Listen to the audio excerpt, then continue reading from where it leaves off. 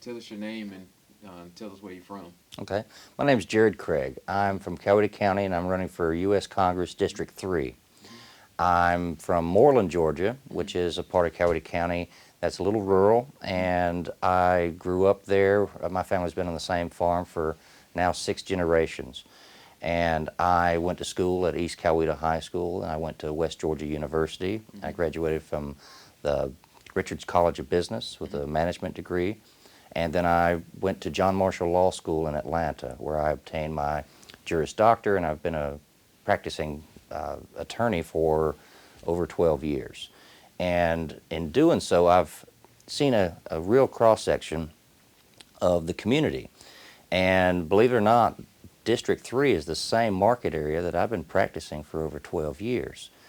And I'm not a political activist. I have not been in office before. This is my first campaign. I'm not a career politician, but I am a career advocate. And I feel as though I've already been advocating for the citizens of District 3 in my private practice.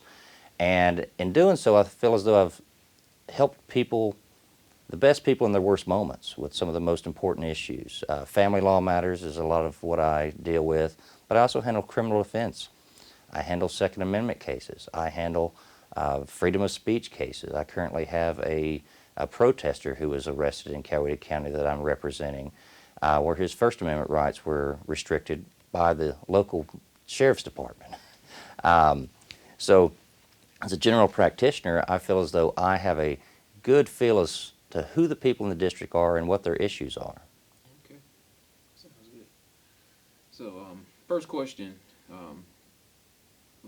censorship is at an all-time high. What are some things that need to be done to put a stop to big tech from actually infringing on people's First Amendment rights, citizens? What do you think? Well, I always like to start this conversation with a personal story. The week I started my campaign, I was commenting about the Afghanistan withdrawal. When President Biden said, let's get the military out first, the civilians, we'll just leave them for now, and we'll leave all the equipment. It kind of hit me because I have a lot of people in my family who are military. My father's a veteran from the Vietnam War, and it just didn't make sense. I made one single post that we should have gotten the civilians out, the contractors out, the military out, and then destroy the equipment that we were to leave. And I said we should bomb the equipment. And apparently I offended the Taliban, and Facebook shut me down. Wow. So we're all being censored at every level. And I felt as though it was a personal attack, but I'm using it as a springboard for my First Amendment. Now, the first thing I think about big tech, I don't limit it just for social media. Big tech includes Amazon. It includes some of the support systems. And I think that I'm reminded to my childhood when AT&T was split up because it was a monopoly, and MCI was formed and AT&T, and it was forced to be broken up. Well, the big tech companies now, they're colluding with one another. They are, I believe it's unfair business practice. I believe they're monopolies, which violates federal law, and we could break those up to where it's in competition is where you see problems solved. If you have a monopoly, the content of the conversation is going to be a single path, but adding competition to that. Now, from the federal treatment of those social media companies, I believe that they should be treated as public forums. And I say this even though they're private companies, they have opened up their sites and access at a time when we were all shut down from the pandemic. We weren't allowed to go out to the churches. We weren't allowed to go to the parks. We weren't allowed to be in groups larger than 8 people in many places. So we were forced to use social media as our outlet for communication as our community. And that led me to think, well, that's un-American. If we're not able to say what we want, barring the restrictions of threats of violence and hate speech and things along those lines, then it's wrong. It's not the right that's acknowledged in our Constitution, the First Amendment. So if we treat social media as a public forum, they cannot restrict access based upon the content of the speech. And they can restrict only time, manner, and place on their site for what time and their administration of the message, not necessarily a publisher. And they currently have a protection under federal law that they're not publishers because they claim not to be controlling the content. But that censorship is an act of publishing. So we can hold them accountable for publishing, for censoring, and we should force them to give freedom of access. And I think that would, I'm not sure if we can fix the current ones, but the next one's coming up. I think the market demands more freedom of speech. So I'm all for breaking down those that are currently here because we can't teach an old dog a new trick with Mark Zuckerberg and the Twitter guy and some of the other people. So I look forward to new platforms. Got it. All right. So a lot of people in Georgia saw videos and different things that happened during the last election, and have not been happy with some of the efforts put forth by our legislature to deal with the uncertainties of the outcome. What would you have done differently? Well, first off, I'm seeking a federal office, and I am of the firm belief that national elections should be controlled solely by the states. That federal overreach with HB 1 and any bills like it are ignoring the fact that all elections are local. By me in a federal office, when elected, the best I could probably put together to ensure the integrity of the vote is to fund federal resources to the states. And one thing I've talked to people in the State House, and I've spoken to other candidates that are looking to get into the State House, is the idea of using a state resource for oversight. And I've heard people suggest GBI. I've heard people suggest other people in the police community. But I suggest that the National Guard in every state add an additional level of oversight to enforce the laws that are already in place, not to interfere with the current precinct, ballot employees, observers, volunteers, but to have another level of oversight and reporting, so it's a checks and balances. And although that's a state issue, I see a duality of relationship. Similar to national elections being held at the local level, National Guard are our state level civilian soldiers. They answer directly to the governor of every state, but they do have federal training, they have federal resources, and that same duality exists in that framework. So although that's something that the federal government should not have a hand in, I would strongly suggest that the states have some additional oversight. And I've also suggested we get rid of all the computers. Specifically, Georgia law, there's litigation about this right now, makes that, or it demands that the ballots themselves have to be verifiable by the voter. And the QR code that is used for the Dominion machines, and I think Diebold's another one, that QR code is not viewable or readable by the electors, the voters, who you see the ballot and then you see the QR code. That alone is an illegal vote, and it's been that way since we've been using the machine. So without getting into the details of the current litigation that's out and about, I think we could get rid of all the computers and go back to paper ballots, verifiable paper, verifiable ink, voter ID, verify signatures. I'm a big fan of vote on the day in person. I think absentee ballots for convenience, that's not necessary. I think that leads itself to a lot of fraud and a lot of ballot harvesting. And then mail-in votes. I think that that was a product of the pandemic, that because everybody was shut in the house, everybody was scared of the COVID-19 virus, they sold the idea of the mail-in ballot as the solution to that. Well, that by itself is a temporary solution. If you like it or not, the purpose is gone. We've kind of turned the corner on, or flattening the curve, as they like to say, with the COVID pandemic. So that needs to fade off also. Now, one bit of evidence that I saw that was disturbing, and once again, this is a state-level issue, is that the vast number of mail-in ballots that were counted and received and recounted several times, they were never folded. I've seen photographs of stacks of mail-in ballots that were never tri-folded. And the envelopes that were sent or that the ballots were sent with required it to be tri-folded. And they were sitting there just like a fresh ream of paper. And I think a little more oversight would bring some accountability and integrity to the voting ballots. Enough. A voting booth.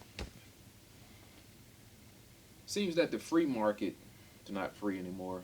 Government has allowed big money to influence the direction of energy in our country, potentially forcing citizens to buy electric cars, get solar panels, when we don't know the long-term effects of this technology and whether it's reliable or will be cost efficient to the consumers over time. What can be done to assure a reliable energy source for citizens of Georgia or for citizens of the country? Well, I just want to clear the smoke screen on this one. This one I actually do have a good bit of information on. Okay. We have a reliable source of energy. We have an outrageous reservoir of natural gas in this country. We have the reservoirs that have been discovered out west of high quality crude oil that can be pumped up with our current consumption, some estimates up to 2,000 years. And we're just not pumping. We're not drilling. We're not doing what we need at the time. If we're going to transfer from fossil fuels to non-fossil fuel energy sources, we need a staggered approach to that. Not this Joe Biden on the first day of office, I'm going to shut down coal. Well, there's a whole coal industry. Coal in a car is not the same as fungible gas in a pipeline. That's more reliable than the gas in the pipeline. Gas in the pipeline is more reliable than the truck full of gas. And there's a whole reliability segment there that people are forgetting the value of coal. Now, the grid. If everybody wants everyone to have electric cars, I know our grid currently cannot support that. In a residential grid, a house of 20 or a string of 25 homes can generally only support 3 electric vehicles. So we don't have the infrastructure to do that. Now, looking specifically on solar, I have a little insight. There is a Chinese corporation, or Chinese government, because Chinese corporations are all the Chinese government. They own a cobalt mine in the Congo. And they use slave labor, child labor, I'm sure they use prisoners and other people to mine cobalt that is radioactive, barehanded, barefooted. And then that cobalt is being transferred to a Chinese facility that's run off of fossil fuels that produces solar panels. And then we all buy the solar panels, feeling good about ourselves, all while they're being produced in a fossil fuel plant that's being supported with the resources by slave labor of radioactive materials. And China is building up a large global network of these types of mines, and they don't care about the environment whatsoever. I heard an article, or I heard an interview about some of the athletes that came back from Beijing, and they were having a hard time breathing. It's because the smog is so thick and nasty. They don't care about air cleanliness. And although we're doing what we can do, we can't control India, we can't control Russia, and we can't control China on the environmental impact. So I think that the solution for a viable energy source, we need to be a net exporter of energy. We were there not that long ago. I think this past year and a half, it seems as though it's been a full 4 years already. And we had a net export of energy. We need to quit doing business with our enemies. This oil that was cut off from Russia, it was not replaced with any American resources. When we're sitting here with resources to tap in, we created a pinch and did not relieve the restriction of oil. We could be making exports to Europe to get them off of the pipeline that is crossing Ukraine into Germany from Russia. And we're not doing anything to fix the problem. I don't even know, Biden's over in Poland right now. I'm not sure what he's going to sign us up for, but I don't have a lot of faith in his efforts. So I think that if we get energy independence, that's the core issue or the starting point for most of the issues to related to our economy. We can't do anything with a weak economy because we can't afford it. And as you know, we borrow enough money and we spend more than we take in. We need to get that back on track too. And I think that energy independence is the best way to do that. There is a culture war that's being promoted by the mainstream media. Um, the narrative is claims that America's racist. So, what do you say to this? Well, I have seen the division, I think, artificially leveraged. I believe I've seen groups that have been spun around and told they should be angry, while pointing the finger at others who were the cause of that anger. And I don't think it's true. I think that there may still be some residual racism, but I don't see in my career, in my life, organized groups of white nationalists. I don't see organized groups of KKK whatsoever. What I do see, because I'm a family law attorney, is I see the largest growing demographic being mixed race children. And that being a large demographic is contrary to the allegation that we're heavily divided. I think that that illustrates the human nature of this aside of what we're being told to think. And I always look to who's trying to promote, who's trying to tell you what to think, and is it in their best interest or in your best interest?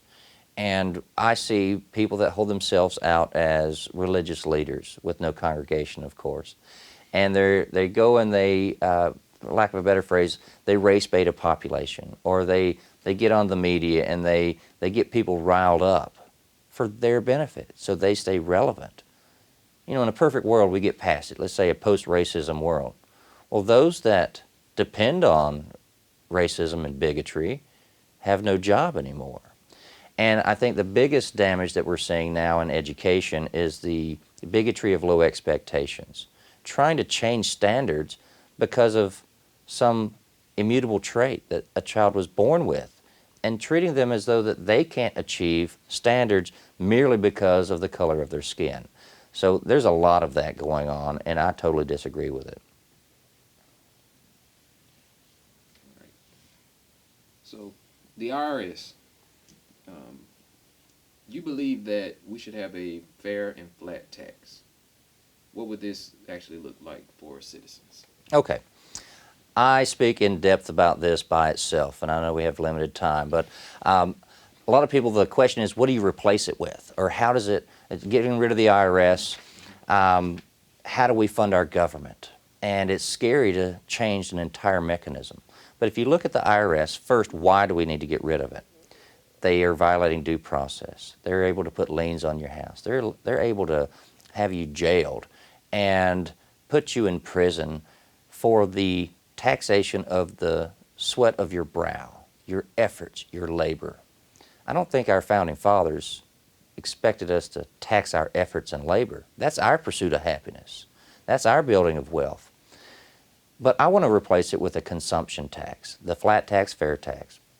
At the point of purchase of raw materials, end materials, all items at corporate and individual purchases, that be a sales tax that is collected by each state's revenue department.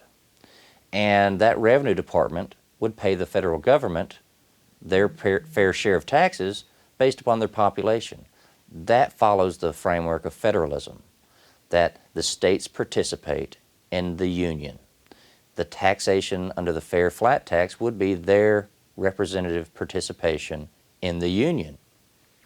And we can figure out budgets to see what rate it's going to be. There's going to be a lot of work to transfer over, but I really like the 10% because you find that in the Bible. You find 10% is tithing. You feel right about giving that to the church.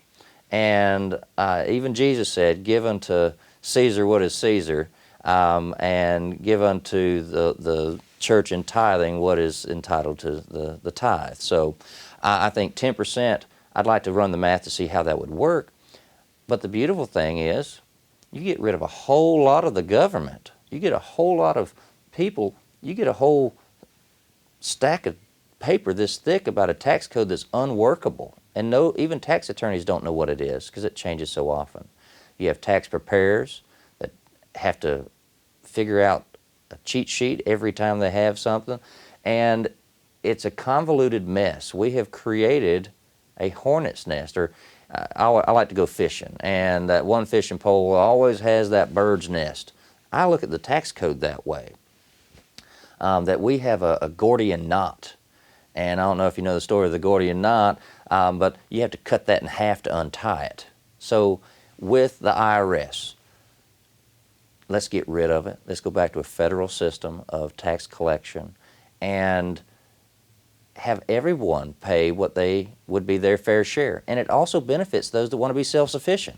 You want to live off the grid, you want to get 10 acres, and you want to plant your own crops and do all those things, and you drill your own well, great.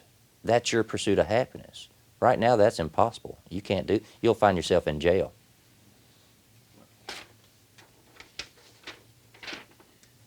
What do conservatives need to do in order to reach the swing voters or those who may be sitting on the fence? Okay, I've looked into this. In my district, we're heavily Republican. So I have the luxury of speaking a very stern conservative Republican platform. But in looking at the swing voters, I see those as two different groups. You have the independents, which are truly those that follow with the Republican Party. And you have the moderates, who are really Democrats, but they don't want to be associated with the term Democrats. And the independents for the same reason. They want to say, I'm a free thinker, but I'm not tied at the hip to either group strictly. But I think common sense, regardless of what the left is trying to tell you is reality and what you should think and how everybody hates everything and capitalism is bad, most people look at that as a sideshow act, and they don't really believe that. People want clarity, they want function and efficiency. I understand people don't want to be inundated with politics every day, 365 every year. We want to get back to the pursuit of happiness, running our businesses, raising our children, having fun, and believe it or not, there should be some leisure time. I don't have a lot of it now, but focusing on our lives instead of the government. And the government has gotten so large at every level that we can't get away from it. As an attorney, I know that you can't live your life without breaking some law. And it brings me to the quote from Ronald Reagan: if more government is the answer, it must have been a real stupid question. So I think that that kind of sums up my belief in that issue, and it doesn't have to be that way. So knock it down and we save a bunch of money. All right. All right, so next question is, should children be allowed to pick their gender?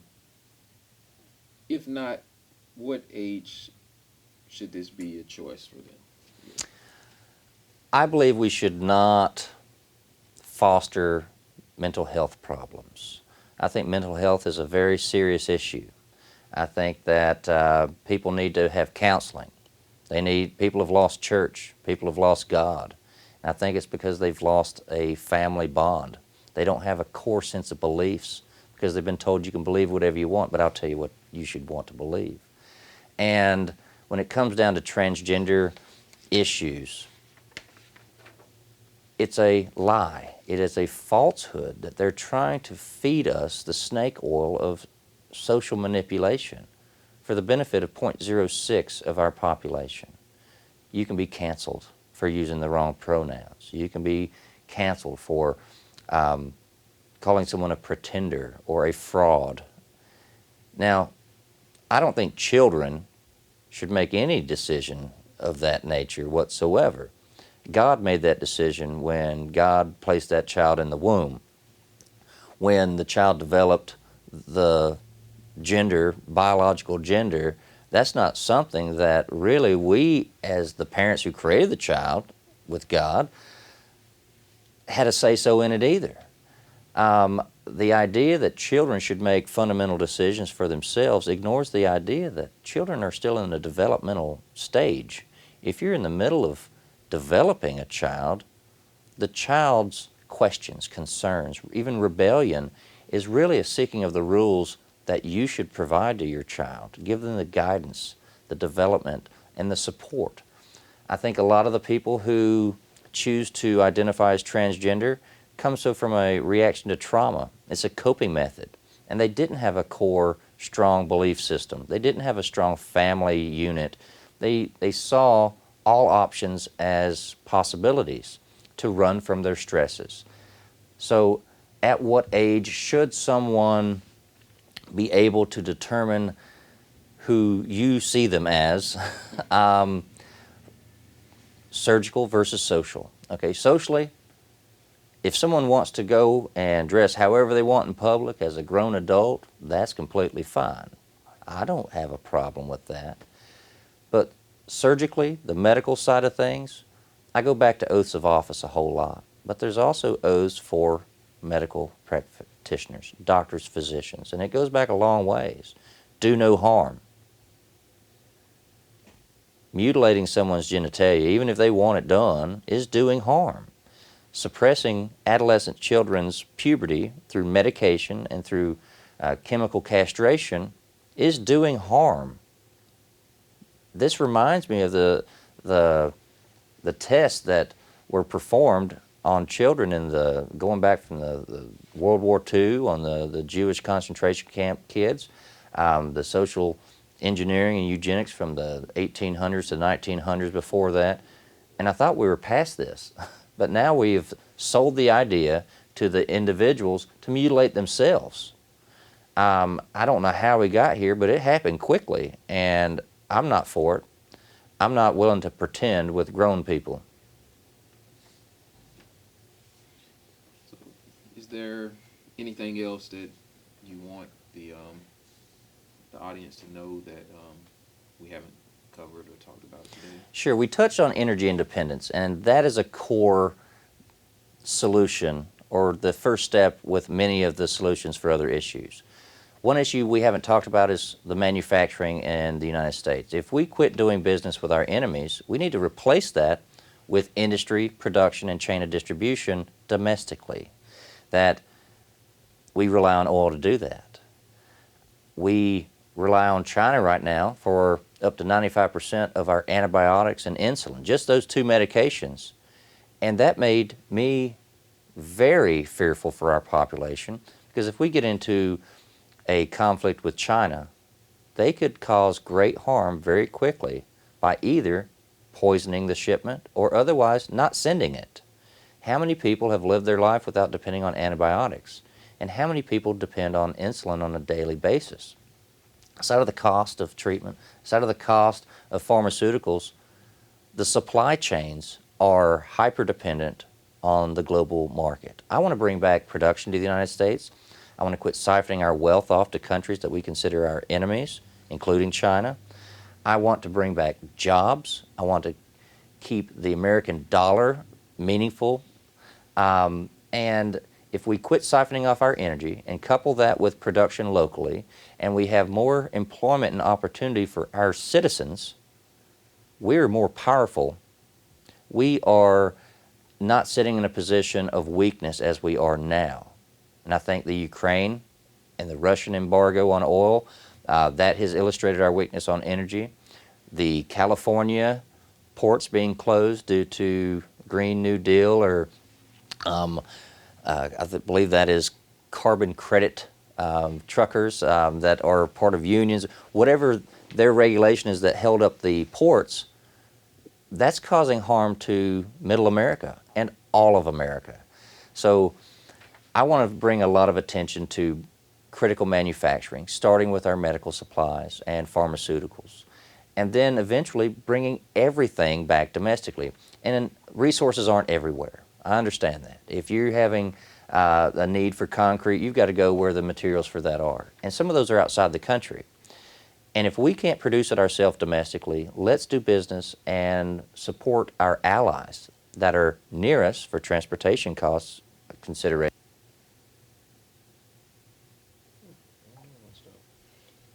You can go back a couple of lines. We usually do business with, forgot. You was talking about we should be doing business with our allies. Yes. Yes, we should be doing business with our allies instead of being hyper dependent upon countries that we consider our enemies. So we will have strength in the world, and we can continue to be the beacon of hope for the other developing nations. I've lived overseas. I've lived in the South Pacific, I've lived in Europe, and I know that they depend on us for a sense of freedom.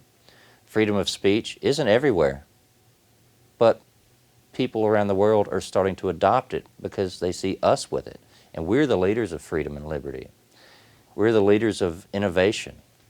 We created the internet. We invented vehicles. We invented a lot of things in the United States because of a capitalist competitive market and a demand for people who want more to life. And that's part of our pursuit of happiness. So we need to empower our own country. We need to bring more security to our citizens. And that requires clarity and effectiveness with efficiency.